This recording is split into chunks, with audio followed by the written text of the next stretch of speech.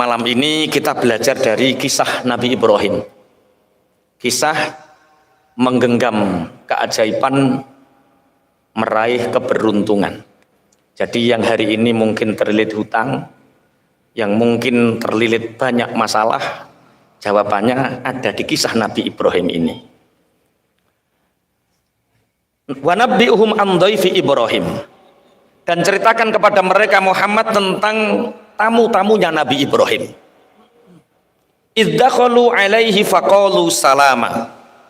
Ketika tamu Nabi Ibrahim ini bertamu kemudian masuk dan mengucapkan salam. Makanya sampai sekarang kalau kita bertamu kepada seseorang tetap mengucapkan apa? Salam. Assalamualaikum. Semoga keselamatan atas kalian. Qala inna minkum wajilun. Setelah tamu ini dipersilahkan oleh Nabi Ibrahim masuk, inilah Nabi Ibrahim. Nabi Ibrahim itu masyhur dengan kedermawanannya. Jadi Nabi Ibrahim itu menerima tamu apapun disuguhi. Jadi duwene apa disuguhi. Itu Nabi Ibrahim. Akhirnya karena sudah terbiasa kalau ada tamu nyembelih, ini tamunya ini langsung disembelihkan unta. Disembelihkan, kemudian ikannya dibakar, ditui. Panganannya apa wong Palestina? Pokoknya ya wis daging nuwe ya. Apa muni kurma kok kondang ora kurma, wis pokoke disuguhi kebab-kebab. Kebab wong Turki yo. Kebab. Wis pokoke disuguhi. Disuguhi bakaran daging. Tapi Nabi Ibrahim ini memperhatikan tamuku mulai awal. Enggak minum, enggak makan. Satu pun dari hidangan enggak disentuh. Zaman itu kalau ada tamu yang tidak mau menyentuh makanan tuan rumah, itu ada dua. Satu pembawa sial, dua malaikat. Makanya kalau kalian bertamu disuguhi dan gak cukup. Kalau tamu disuguhi dan gak cukup, enggak minum, enggak makan, itu tamu pembawa sial. Wes duwe sanad ya. Kalau disuguhi sanad. Nanti kalau pulang bawa kotak satu-satu, bawa kotak, jangan malu. Itu kotak keberkahan. Iya, kalau nggak makan pembawa sial, nek ngentekno sialan nih. Liane ra diumbani maksud. Nabi Ibrahim ini tamu pembawa sial atau malaikat? Ini pertanyaan Nabi Ibrahim dalam hati.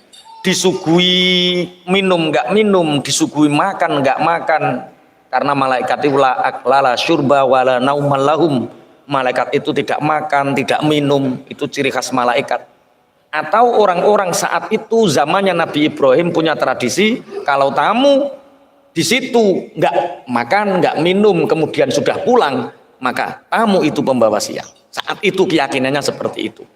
Makanya kalau kita bertamu, ya sudah. Ya makan, ya minum, tapi jangan terlalu banyak dihabiskan lah, itu ora pembawa sial, itu sialan tenan nih. Cerongoan. Nabi Ibrahim mengatakan, inna minkum wajilun. Maaf, bapak-bapak yang terhormat, kata Nabi Ibrahim. Para tamuku, aku kok punya rasa takut. Aku kok punya rasa khawatir. Hidangan tidak dimakan, minuman tidak diminum. Qalu la taujal inna nubasyiruka bi ghulamin alim. Akhirnya tamu ini menjawab, wahai Nabiullah Ibrahim, kamu jangan takut. Kami ini para malaikat yang datang untuk memberi kabar bahagia kepadamu wahai Ibrahim, bahwa sebentar lagi istrimu akan hamil dan kamu akan punya anak yang sangat alim. Kabar bahagia. Saat itu usia Nabi Ibrahim itu usianya 86 tahun. Nabi Ibrahim qala abasyartumuni ala ammassanyal kibaru fabima tubasyirun.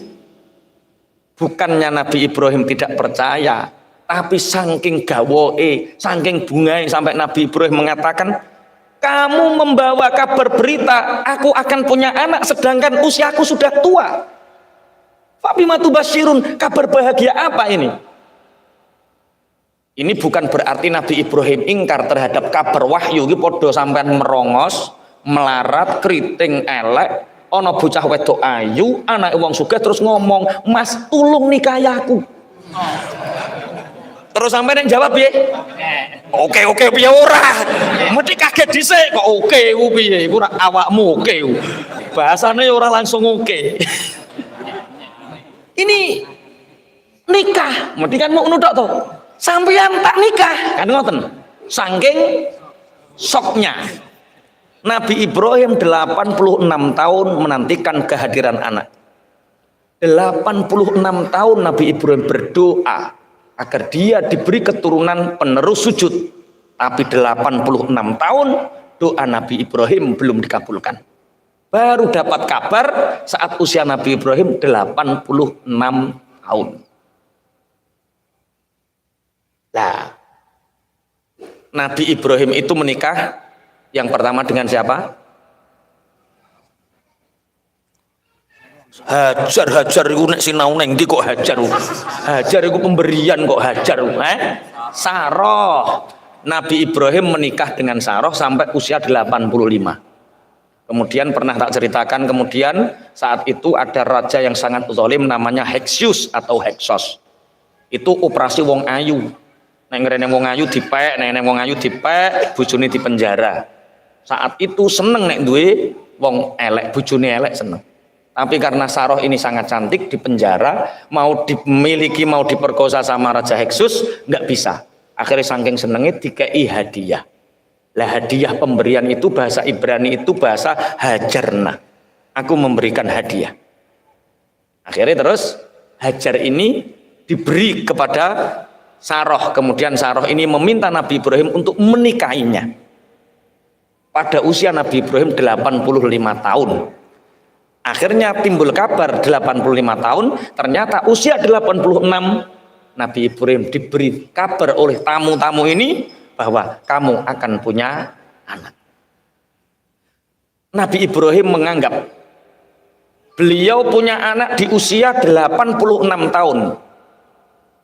Qala abasyartumuni ala ammassanyal kibaru fabima tubasyirun. Kalian memberi kabar kepadaku, kabar gembira, aku akan punya anak sedangkan usiaku sudah tua, 86 tahun. Sing teng mriki sing usiane 86 sinten? Pak Ikram pinten Pak Ikram? 60 wis ngene kok ya. Iki 86. 60 wis ngene wisan. 86 sampean bisa sampai 86 tahun. Tapi Allah memberi keajaiban bagi orang yang mempercayainya. Nabi Ibrahim tahu bahwa Allah punya kun fayakun. Nabi Ibrahim yakin bahwa Allah punya kun fayakun. Makanya hari ini yang menganggap hidupnya sulit dan seakan-akan mustahil untuk bisa keluar dari kesulitan itu, yakinlah bahwa Allah punya kun fayakunnya. Allah memberikan keajaiban bagi orang yang mempercayainya. Mempercayai itu iman. Makanya ciri khas orang yang beriman adalah percaya. Percaya dulu. Utangmu banyak, lunas, yakin lunas. Urung-urung wis konitin no, mboh. Lah wong urung-urung wis mboh. Mulane iki sing cek guyu-guyu utange ya lunas, nek cek iso guyu lunas. Sing ora iso guyu iku wis ora ngarah lunas wis. Wis guyu dhisik ya. Nek guyu mesti lunas, oke. Yakin. Yang mungkin hari ini pangapunten punya masalah anak. Semua orang punya masalah. Masalahnya beda-beda. Ada yang mungkin anaknya nggak bisa ditoto, anaknya nakal, mungkin punya masalah dengan istrinya, mungkin punya masalah dengan kesulitan ekonominya, mungkin punya masalah dengan bisnisnya. Tidak ada masalah yang tidak selesai selama kita punya iman. Tidak ada masalah yang tidak selesai selama kita punya keyakinan bahwa masalah itu pasti akan selesai. Allah memberi keajaiban bagi orang yang mempercayainya. Nabi Ibrahim 86 tahun pangapunten menanti kehadiran anak. kemudian diberi kabar bahagia bahwa dia akan kedatangan anak. Senenge kaya wa fa bima tubasyiru qalu basyarnaka bil haqqi fala takum minal qanitin. Kami ini betul-betul memberi kabar bahagia kepadamu wahai Ibrahim. Kabar ini benar. Fala takum minal qanitin. Maka jangan sekali-kali engkau menjadi orang yang putus asa. Berarti untuk menggapai keajaiban, memperoleh keberuntungan, syaratnya satu, iman, yakin keajaiban akan datang. Bismillahirrahmanirrahim. Makanya kita diberi tatanan oleh syariat. Seberat apapun masalah kita, misal masalah kita segunung, maka penyelesaian Allah itu sebumi. Cara Allah menyelesaikan masalah kita, kita lebih besar daripada masalah kita sendiri. Yakin. Wis umpama sampean duwe masalah. Sapa sing duwe masalah akeh sapa? Mas Aga iku. Wis Mas Aga. Masalah akeh. Sing kudu dilakoni wong duwe masalah sing akeh ku apa?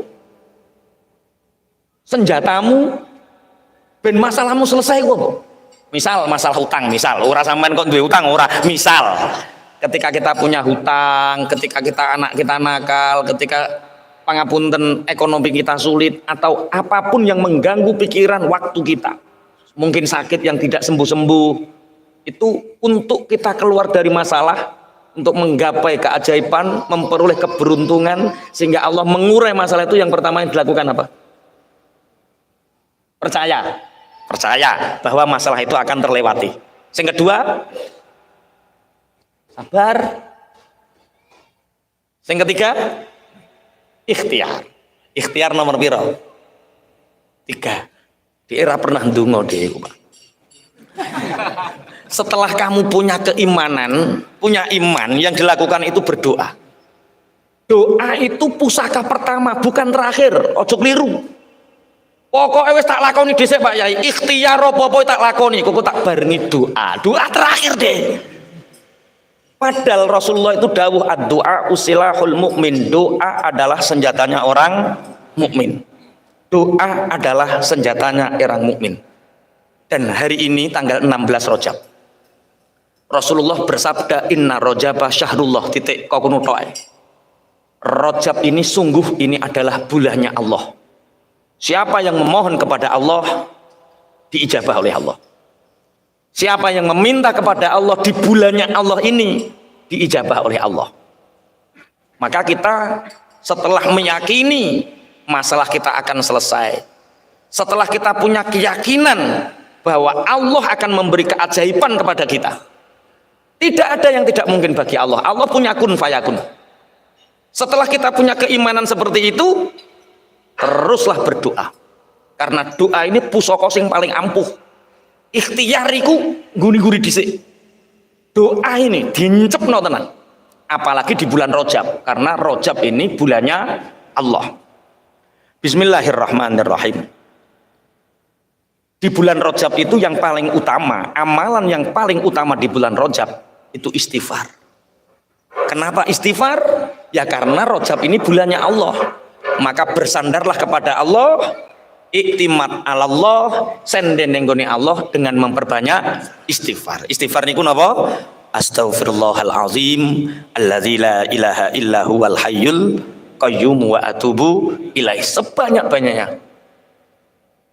Dulu Imam Al-Jauzi pernah menceritakan dalam sebuah kisah. Ada seorang ulama masyhur namanya Ahmad bin Hambal. Beliau hidup di tahun 788 Masehi atau 164 Hijriah. Sekarang 1444. Berarti Ahmad bin Hambal sudah melebihi 1000 tahun. 1200 tahun. 1200 tahun yang lalu ada satu kisah di mana Imam Ahmad bin Hambal yang beliau berdomisili di Baghdad. Baghdad itu sekarang ikut mana? Irak. Entah kenapa dia punya tanggungan santri, dia punya banyak murid, dia punya kajian-kajian rutin seperti ini. tapi hatinya tidak bisa diingkari, rindu akan Syam, rindu ingin ke Syam, ke Suriah, ke Palestina, ke Israel. Dia ingin sekali ke Syam. Aku kok iso kepingin yang Syam ini opo? Kok tiba-tiba kangen ke sana, ini ada apa? Dan ini rindu, ini zauq, ini tidak bisa dihentikan. Akhirnya coro saiki menyiapkan bekal, ya tuku paspor, visa, tiket pesawat saat dari Baghdad menuju ke Syam. Beliau melakukan perjalanan demi sesuatu yang dia tidak tahu ini apa. Akhirnya di Syam, dia masuk ke negara Syam. Akhirnya dia bermalam di masjid. Bermalam di masjid, jamaah sholat isya di masjid. Ketika itu di Syam ada peraturan takmir masjid yang sekarang mirip-mirip takmir hari ini. Itu Imam Ahmad bin Hambal itu mau iktikaf, sama marbot masjidnya itu disuruh keluar. Syekh, ini masjidnya maaf mau saya kunci. Tidak bolehkah saya bermalam di sini semalam saja sebelum saya melanjutkan perjalanan? Kata marbotnya, tidak. Ini sudah menjadi keputusan kami bahwa masjid kalau malam dikunci. Tulung wong Syam ki aja tiru. Tulung wong Syam ki aja tiru. Ya sudah, aku tak keluar di teras. Kemudian dikunci di teras. Masih disuruh keluar. Ahmad bin Hambal mengutarakan beberapa dalil. Jenenge ulama masyhur. Saat itu kita bisa bayangkan kan, belum ada WA, belum ada apa, orang di Indonesia saja sudah mengenal Ahmad bin Hambal. Orang di Syam saja sudah mengenal Ahmad bin Hambal, pada belum ada teknologi. Saat itu sampai, tidakkah boleh aku bermalam di sini? Pangapunten, saya tidak boleh. Ini bukan terasnya yang aku kunci, pagarnya mau saya kunci. Lho sampean kok guyu ono tenan iki ono. Saya pernah mengalami di Gresik ngidul ngono lho. Arah Lamongan. Padahal aku dikawal wong gondrong. Sing awal wis gondrong, sing sitok nganggo jaket banser padahal lho. Ijek diusir, Pak. Perkara ape dikunci. Ternyata Ahmad bin Hambal merasakan hal yang sama. Oh, aku wis duwe sanad berarti wis nglakoni. Nek kowe kan urung to. Ahmad bin Hambal. Akhirnya saking marahnya marbot karena Ahmad bin Hambal mengutarakan ini Baitullah. Ini bukan milikmu. Kamu bukan penguasa di sini. Ini milik Allah. Kamu pelayannya Allah. Didorong Ahmad bin Hambal sampai hampir jatuh. Di depan masjid itu persis ada penjual roti. Ya Allah, ada orang sepuh didorong sama marbot masjid. Ini marbot masjid, apa marbot ngaji, hati-hati kelakuanmu. Ku dirangkul, Masya Allah Syekh. Gak apa-apa Syekh, gak tidur di masjid. Mari ke toko saya. Toko saya ini, pabrik roti saya ini, di belakangnya ini ada kamar-kamar kosong yang saya sediakan untuk para musafir. Mari. Perkara tukang roti ini ngerti, nek eneng wong pingin turun masjid diusir, akhirnya dia nggawe kamar kosong kanggo khusus para musafir. Iku kudu mbok tiru. Makanya orang muslim kaya itu penting. Kadal fakru ayyakuna kufron. Kalau kita kaya kita bisa membantu. Ini gak wong sugih gak iso nggawe ruangan ini. Akhirnya Syekh Ahmad bin Hambal ini tidur di istirahat di penjual roti ini. Kemudian setelah toko rotinya ini tutup, kemudian penjualnya ini masuk ke dalam kamar. Tengah malam penjual roti ini ngadoni roti. Nek dibiyen kan ya ora ono mesin. Ini umi-umi. Dilihat sama Ahmad bin Hambal ini. Ketika beliau mau sholat malam, dilihat dia ngadoni roti itu cangkeme umi-umi. Dilihat. Astaghfirullahalazim. Alladzi la ilaha illa huwal hayyul qayyum wa atubu ilaik. Astaghfirullahalazim. Alladzi la ilaha illa huwal hayyul qayyum wa atubu ilaik. Astaghfirullahalazim. Alladzi la ilaha illa huwal hayyul qayyum wa atubu. Ini lisannya selalu mengucapkan itu. Syekh Ahmad bin Hambal bertanya, "Pak, dalem Syekh, berapa tahun engkau mulazamah? Berapa tahun panjenengan istiqomah mulazamah melafatkan istighfar ketika mengaduk rotimu?" dan ketika engkau melayani pembelimu. Orang ini menjawab, sejak aku balik dan diajari ayahku cara membuat roti, sejak saat itulah aku beristighfar. Gua Mas Wahyu ngono ya, nek ngaduk bumbu pentol, astagfirullahalazim, la ilaha illallah, astagfirullahalazim, la ilaha illallah, astagfirullahalazim. Terus ya terang bulan barang. Astagfirullahaladzim, astagfirullahaladzim. Nek terang bulan ngetoknya kebanderan ya, ngegekno nih lah, astagfirullahaladzim, astagfirullahaladzim. Kata Ahmad bin Hambal, Pak, seberapa tahun engkau beristighfar, begitu lama engkau beristighfar, apa yang kamu dapatkan dari istighfarmu? Penjual roti ini mengatakan, semua sudah aku dapatkan. Aku tidak meminta pun Allah sudah mengabulkan. Bibarokatil istighfar, dengan keajaiban istighfar ini. Imam Ahmad bin Hambal bertanya, apakah ada keinginanmu yang belum terkabulkan? Apakah ada keinginanmu yang belum terlaksanakan? Tidak. Semua impianku, semua keinginanku, kata penjual roti ini, sudah dikabulkan oleh Allah. Semua kecuali satu. Apa? Saya ingin sekali mencium tangan Syekh Ahmad bin Hambal dan sampai hari ini belum terkabulkan. Syekh Ahmad bin Hambal lenger-lenger. Menungso iki sing garane aku bingung dikongkon ning Syam. Akhirnya dia mengatakan, wahai penjual roti, ketahuilah bahwa yang ada di hadapanmu ini belum ada WA loh ya, belum ada foto profil, belum ada loh ya, belum ada Facebook.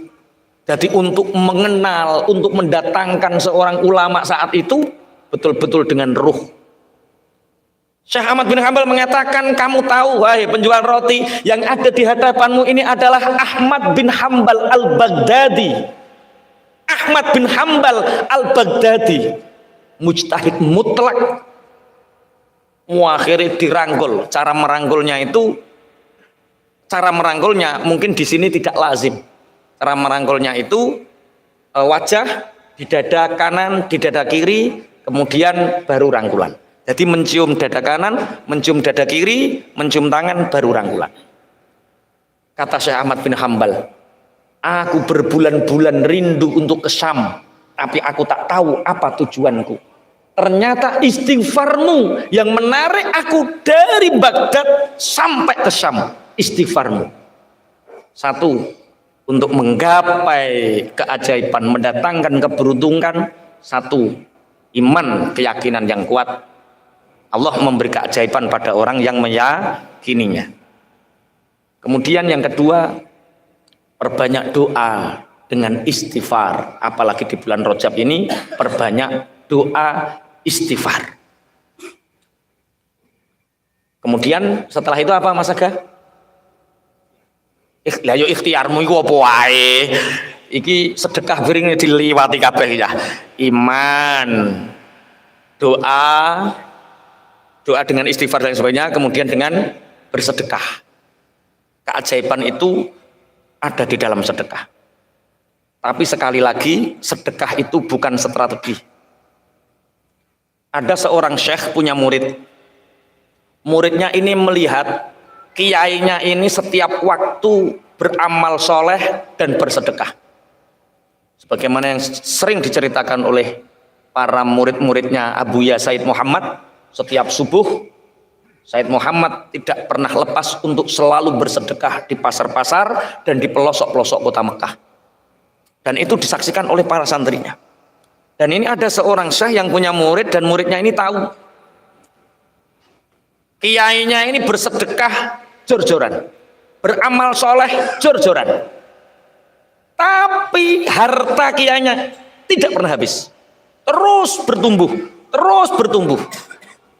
Akhirnya santrinya ini pulang cerita, Pak Yai ku bendino gua itu nggo sedekah ora tambah melarat. Layang kusu as-shadaqatu bis apa? Layang kusu malus shadaqah. Harta sedekah itu tidak akan pernah bisa berkurang. Wis to jor-joran. habiskan, dihabiskan. Bareng sedekah jor-joran, miskin tenan deh. Habis, bingung. Bojo njaluk pegat, anak minggat, tonggo ra kena sing disopo, kanca-kanca padha ngeleh kabeh. Biasa kan nek wayah duit akeh kanca padha mara, wayah ra duwe duit kanca padha enggak. Bingung deh. Nangis, apa salah saya? Dalilnya jelas. Harta tidak akan berkurang karena sedekah. Lah aku semakin sedekah kok semakin miskin. Sing senduk-senduk ya kaya kuwi wonge, Pak. Oh iya, aku tenang, aku bersedekah kok tambah miskin ki piye? Wong aku ngakehno sedekah kok tambah melarat, ora tambah sugih. Sowan dia kepada syekhnya. Syekh, aku meniru engkau. Aku ingin menapak tilas apa yang engkau lakukan, yaitu bersedekah dengan tanpa perhitungan. Sedekah, sedekah, sedekah. Aku melihat engkau begitu makmur, aku melihat engkau begitu banyak keajaiban, banyak keberuntungan. Sedangkan aku di rumah belum ada 1 tahun, hartaku habis untuk sedekah dan sekarang aku terpuruk dan miskin. Apa jawaban saya? Nah, aku bersedekah dengan keyakinanku. Aku bersedekah dengan keimananku. Aku bersedekah dengan keikhlasanku. Tapi kamu bersedekah hanya ingin coba-coba dan ingin mendapatkan yang lebih banyak.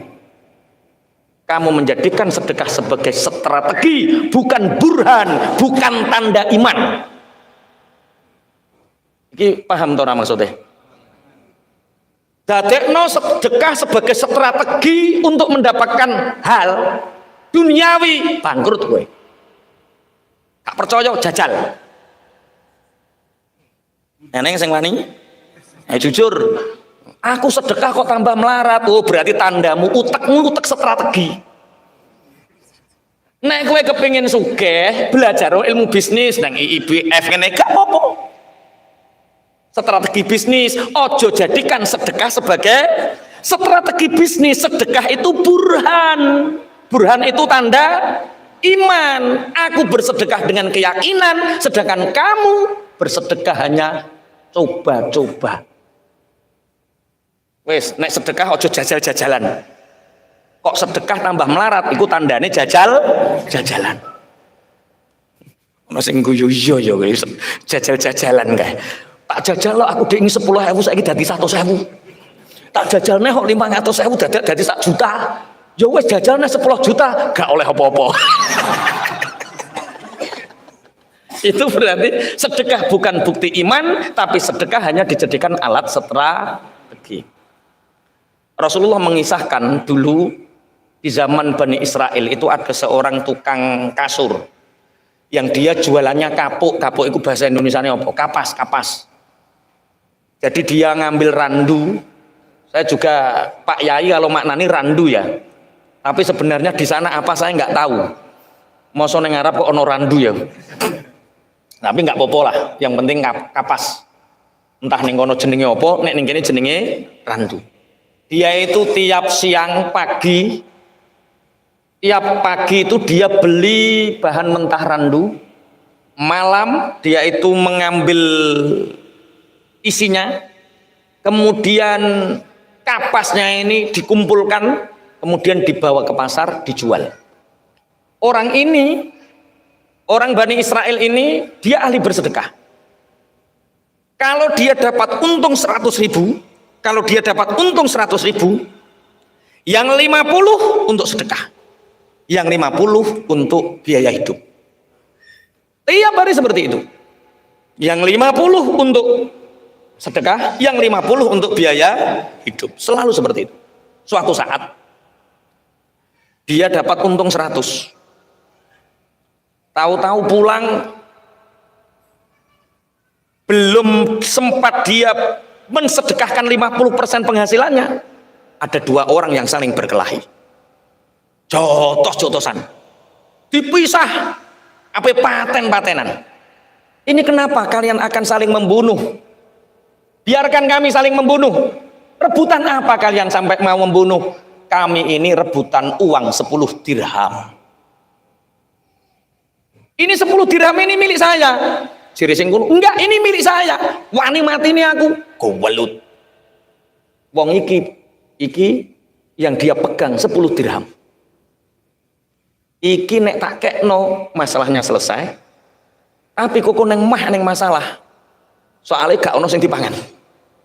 Iki cara sampean piye cara nyelesekno? Akhirnya, Pak, sudahlah jangan saling membunuh. Ini 10 dirham, ini di mana 10 dirhamnya yang satu? Di bawah si fulan. Ya sudah, ini 10 dirham. Berdamailah, jangan saling membunuh. Biar aku yang kehilangan 10 dirham. Pulang. Ditanya sama istrinya, Pak, jatah untuk hari ini mana? Ki cara bojomu. Gini Bu, tadi itu saya dapat untung 5 dirham, yang dirham untuk uang muka, untuk rasul mal, modal pokok. Lah kemudian di tengah perjalanan Bu, ada 2 orang yang saling berkelahi dan akan membunuh, merebutkan 10 dirham. Makanya aku kasihkan 10 dirham untuk menyelamatkan 1 nyawa. Ki cara bojomu ngono, duwe bojo kaya kuwi piye? Wes mulai ngono ya. Sapa galak bojone ikhlas. Istrinya mengatakan, Masya Allah Pak, tabarakallah, Masya Allah. Hanya dengan 10 dirham engkau menyelamatkan 1 nyawa. Padahal Allah berfirman 1 nyawa tidak bisa diganti dengan dunia ini. Saking bernilainya nyawa. Betul sekali Pak. Yang kamu lakukan benar, dengan 10 dirham engkau menyelamatkan 10 apa? 1 nyawa. Nah terus kita hari ini dan besok makan apa Bu? Dan kita jualan apa? Pak, mudah Pak. Ini bekas kapuk-kapuk kapas ini kan banyak. Kita bersihkan. Seberapa kita dapat, kita jual, kita gunakan untuk modal, besok kita bisa makan. Ya podo ketika samban sugih, duit receh buk gletakno enggak penting, duit receh buk gletakno enggak penting. Ketika bangkrut, golek isor bantal. Golek di duit receh. Lah iku wis ana syarate Cawit. Kelas duit 1000 begitu berharga, 10.000 begitu berharga. Pada zaman sugih biyen gletak. Ketika bangkrut duit 10.000, ya Allah neng dikae kaya ngono digoleki neng sempit-sempitan neng jero ketut iku. Iku ono cerita nyata berarti iki ya. Neng jero ketut digoleki, neng jas-jas digoleki, sor bantal digoleki, sor bayang digoleki, nek menawa dhek ben ono ceblokan. Ini sama. Kapas itu dikumpulkan. Setelah kapas ini dikumpulkan, dapatlah setengah karung bawah. Dibawa ke pasar, nggak laku soalnya kapas ini sudah agak berwarna hitam, wong jenenge siso-siso. Nggak ada. Akhirnya bertemulah 2 orang yang sama-sama sial. Makanya kalau orang bangkrut ketemu bangkrut, tanda plus ketemu plus. Jedak apa piye? Sing urip plus ketemu men ya. Ya iku iki. Nyalai plus ketemu. Nah ini orang sial ketemu sial. Yang satu bawa kapuk, yang satu bawa ikan. Nelayan ini punya 2 ikan yang hampir busuk karena nggak ada yang mau beli. Sedangkan yang satu bawa kain kapas yang lusuh dan tidak laku. Kedua orang sial sama bertemu. Cara saiki padha jagonge padha padha ngopi ning ngisor wit. Piye lek kabare? Sial. Apa jelas sampean padha. Piye sial. Saya itu hanya punya 2 ikan. Tiap hari kami ini pelaut nelayan, tiap hari makan ikan. Kami nggak butuh ikan ini. Saya jual kemana-mana nggak laku karena hampir busuk. Tapi kamu sudah makan. Sudah makan, hanya butuh dagangan saya itu. Hanya butuh barter. Lah cocok jere sing tukang kapuk. Saya itu butuh makan. Walaupun ikan hampir busuk nggak apa-apa. Tapi saya hanya punya ini, kapas ini. tapi warnanya juga sudah buruk. Enggak apa-apa, yang penting aku mulai nggawa barang dagangan. Ya wis barter. Sing sitok mulai nggawa kapas, sing sitok nggawa iwak. Sampailah di rumah sama istrinya, bagaimana Bapak? Alhamdulillah Bu, kita akan makan kenyang. Ikan dari laut. Segar Pak? Enggak, hampir busuk. Disigar ikannya. Disigar ikannya. Ketika itu ada butiran-butiran putih keluar. Ini apa? Dilihat. Pak, iki opo Pak? Kok modelnya kok putih? Kok ora dudu taine iwak atos mengkilat berkilau? Ciri, endi to Bu? Iki opo iki? Coba tak tanyakan temanku di bawah. Temannya ini bakul emas. Ini format keberuntungan. Jadi apa nek ngarane? Remote keberuntungan.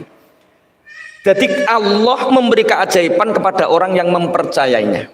Kemudian dari keajaiban itu akan banyak mendatangkan keberuntungan. Keberuntungan ini dihadirkan oleh Allah, bukan kita yang menghadirkan. Termasuk penjual kapas ini dihadirkan, ada mutiara di situ, dia nggak tahu kalau ini mutiara. Sayang tanyanya sama orang bakul emas.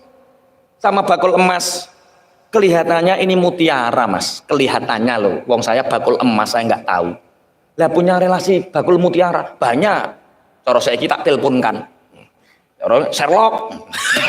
Cara biyen rongono Sherlock. Pasar sana, kesanalah kamu. Akhirnya ke sana, Pak, saya ini punya ini ada 5. Butiran putih ini apa? Dilihat. Oh, ini mutiara Mas, asli mutiara. Ini harganya mahal. Coba ini kalau nggak beruntung, ini orang ini nggak tahu lah. Kalau dia nggak ajaib, nggak beruntung, orang ini pasti nipu. Makanya sampai cek pengusaha yang hari ini sama Allah ditumbuhkan, itu karena memang Allah menghadirkan di sisi mereka orang-orang yang membantu keberuntungannya. Sehebat apapun teorimu, sehebat apapun ilmu bisnismu, tapi kalau Allah menghadirkan garangan-garangan yang pinggirmu, habis dunyomu.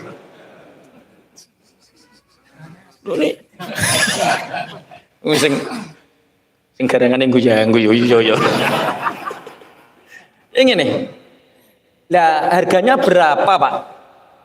Kalau saya beli sih seperti ini 40.000 dirham. Tadi hanya menyelamatkan 10 dirham. Dikasih sama Allah. Kalau saya sih belinya hanya 40.000 dirham. Itu saya karena saya ini pengusaha berlian yang bawah. Kalau kamu nemui teman saya lagi, lebih mahal. Lu zaman biyen ono wong jujur ngene iki, Pak. Nek cara saiki sampean nuteke piye? Keuntungan modal sekecil-kecilnya, keuntungan sebesar-besarnya. Mulane ora ajaib hidupmu ruwet ya ngono kuwi.